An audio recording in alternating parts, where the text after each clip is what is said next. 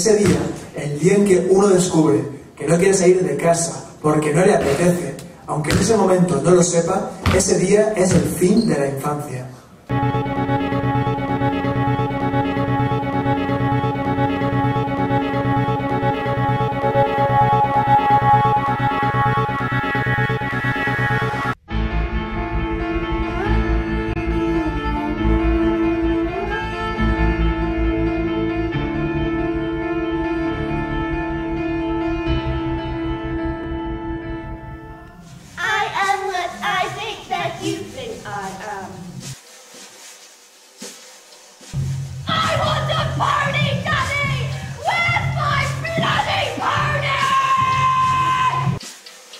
¿Por qué no me llamas?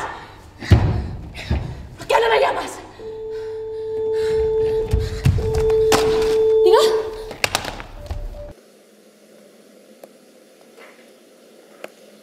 If I fuck.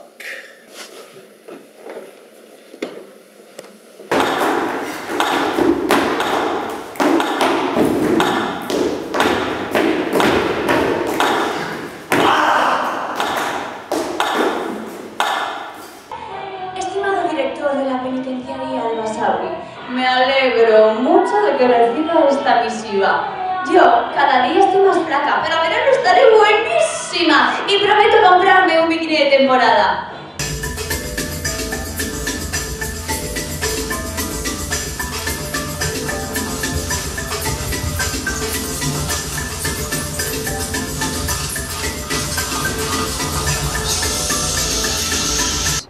Uno que hay como un jarrón y unas flores, como unos girasoles.